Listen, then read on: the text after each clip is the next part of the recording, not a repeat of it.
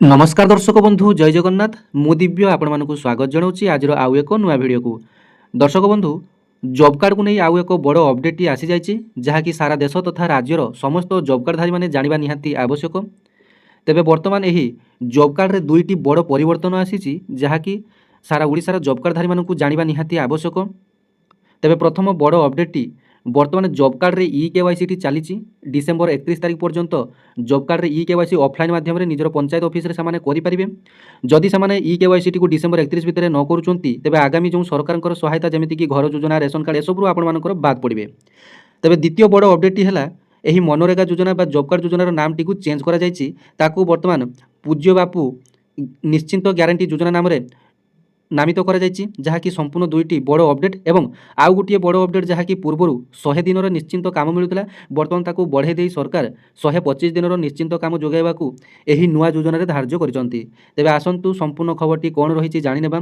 सरकार एही योजनार नामटी को बदलई कौ नुआ नामटी देले एवं केते दिन काम मिलियो एवं जो माने कि जॉब कार्ड नुआ करी आवेदन करने को चाहूँगी से केमिति कौन आवेदन करेंगे जदि जो मानकर कि रही जॉब कार्ड से केमिति केवाईसी करेंगे डिटेल्स अपडेट आपको वीडियो माध्यम देवी वीडियो भल लगे गोटे लाइक करेंगे अन्य शेयर करेंगे चैनल को सब्सक्राइब करेंगे। तेज देखूँ केंद्र सरकार यह मनरेगा योजनार नाम परिवर्तन कर शुक्रवार कैबिनेट बैठक में यह निष्पत्ति को अनुमोदन कर सरकार यह मनरेगा योजनार नाम परिवर्तन कर पूज्य बापू ग्रामीण निजुक्ति ग्यारंटी योजना जहाँ ग्रामीण गरीब लोक मान प्रतिवर्ष 125 दिन काम सुनिश्चित कर योजना सरकार 1.51 लाख कोटी टंका व्यय बराद कर। तेबे 2005 मसीह तत्कालीन मनमोहन सिंह सरकार द्वारा मनरेगा योजनार आरंभ कर प्रारंभ में यह जातीय ग्रामीण निजुक्ति ग्यारंटी कहला महात्मा गांधी ग्रामीण निजुक्ति ग्यारंटी मनरेगा नाम नामित कर पुणी थे मोदी सरकार यह योजनार नामटी परिवर्तन कर केवल बारंबार गोटे योजनार नाम परिवर्तन कले समस्यार समाधान हेबनी। प्रकृत में जो जॉब कार्डधारी मैंने हक पाऊना बर्तमान तो 100 दिन से निश्चिंत काम एवं निश्चिंत पारिश्रमिक मिलवा कथा किंतु सेतक भी मिलूना बारंबार योजनार चेंज कले कौन भी सुफल मिलना बहुत कंट्राक्टर बहुत दलाल मैंने जॉब कार्ड टी कब्जा कर मात्र 200-300 टंका लेखाएं प्रकृत जॉब कार्ड हिताधिकारी मानक दौरान और बाकी टंका गुड़ाक से नहीं जाऊँच सरकार जो जिते कुजी नेता मैंने अच्छा मुझे आखिरे देखी आज्ञा। तेज मोर कहबार कथा प्रकृतर जॉब कार्ड हिताधिकारी मानक निश्चिंत काम जोगे दि जाऊ सबू टंका से दि जाऊ। बर्तमान आधुनिक जुगे जो जंत्रपाति बाहरी जंत्रपाति लगे अल्प दिन में कम गुड़ी कर नौ कंट्राक्टर मैंने जहाँफल जॉब कार्डधारी मानक प्रकृत में कम मिल पारना। तेज आस जाना यही मनरेगा स्कीम बा महात्मा गांधी जातीय ग्रामीण रोजगार निश्चिंत योजना कौन कौ माने आवेदन करेंगे केवाईसी कमिटी करेंगे डिटेल जाना।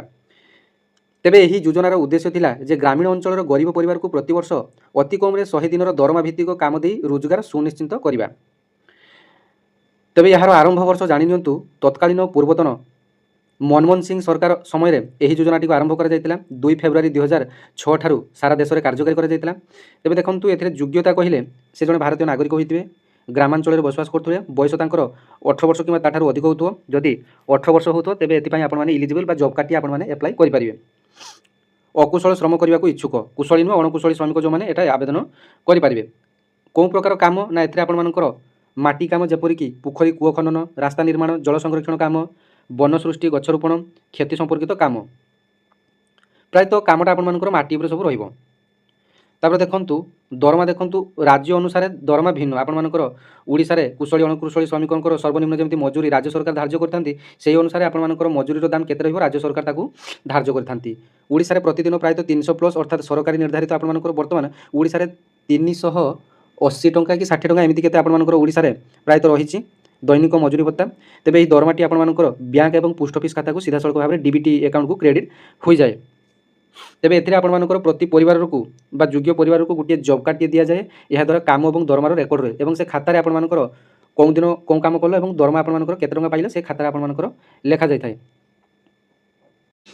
तेबे 15 दिन मध्य काम न मिले बेरोजगार भत्ता देवार व्यवस्था रही जोटा कि बर्तमान सुधा कहार मिलूना केवल सरकारी व्यवस्था यह रही।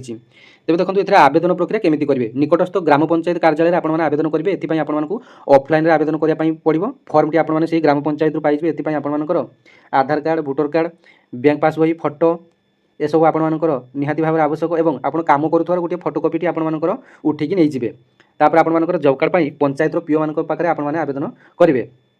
एवं जो मैंने कि केवाईसी को नहीं ଜାଣି ନାହାନ୍ତି ତେବେ ଦେଖନ୍ତୁ ଇ କେୱାଇସି ଆପଣମାନଙ୍କର ଅନଲାଇନ୍ରେ ହେଉନାହିଁ, ଆପଣମାନଙ୍କର ପଞ୍ଚାୟତ ଅଫିସରେ ଆପଣମାନଙ୍କର ହେଉଛି। ଆପଣମାନଙ୍କର ଜବ୍ କାର୍ଡ଼ଟିକୁ ଯଦି ରିନ୍ୟୁ କରିବା ପାଇଁ ଚାହୁଁଛନ୍ତି କିମ୍ବା ଆପଣମାନଙ୍କର ଅପଡ଼େଟ୍ କରିବା ପାଇଁ ଚାହୁଁଛନ୍ତି, ଇ କେୱାଇସି ମଧ୍ୟ ଆପଣମାନଙ୍କର ଜବ୍ କାର୍ଡ଼ରେ ଇ କେୱାଇସି ହେଉଛି, ତାକୁ ମଧ୍ୟ ଇ କେୱାଇସି କରେଇ ନିଅନ୍ତୁ। ନଚେତ୍ ଆପଣମାନଙ୍କର ଜବ୍ କାର୍ଡ଼ ସମ୍ପୂର୍ଣ୍ଣ ବନ୍ଦ ହୋଇଯିବ, ସରକାରୀ ସୁବିଧା ଆପଣମାନେ ପାଇବେ ନାହିଁ। ତେବେ ଆପଣମାନେ ନିଜ ପଞ୍ଚାୟତର ପିଓଙ୍କ ପାଖକୁ ଯାଇ ଆପଣମାନେ ନିଜର ଜବ୍ କାର୍ଡ଼ଟିକୁ ନେଇ ଆପଣମାନଙ୍କର ଆବଶ୍ୟକ ଡକୁମେଣ୍ଟ ସମସ୍ତ ନେଇ ଇ କେୱାଇସିଟିକୁ କରେଇ ନିଅନ୍ତୁ। ଯେଉଁମାନେ ନୂଆ ଆବେଦନ କରିବା କଥା ମଧ୍ୟ ସେଇ ସେମ୍ ପ୍ରୋସେସ୍ରେ ଆପଣମାନଙ୍କର ପଞ୍ଚାୟତ ପିଓଙ୍କ ଠାରେ ନିଜର ସମସ୍ତ ଡକୁମେଣ୍ଟ ଦାଖଲ କରିବେ, କିନ୍ତୁ ଆପଣମାନଙ୍କୁ ସରପଞ୍ଚଙ୍କ ଥ୍ରୁରେ ଆପଣମାନଙ୍କୁ ଯିବା ପାଇଁ ପଡ଼ିବ। ତେବେ ଦେଖନ୍ତୁ ଆବଶ୍ୟକ ଦସ୍ତାବିଜ କ'ଣ କ'ଣ ଆବଶ୍ୟକ, ଏଥିରେ ଆବଶ୍ୟକ ଦସ୍ତାବିଜ ଆପଣମାନଙ୍କର ଆଧାର କାର୍ଡ଼, ରେସନ କାର୍ଡ଼, ବ୍ୟାଙ୍କ ଖାତା, passport size photo. Ration card ମଧ୍ୟ ଆପଣମାନଙ୍କର ନିହାତି ଭାବରେ ଆବଶ୍ୟକ।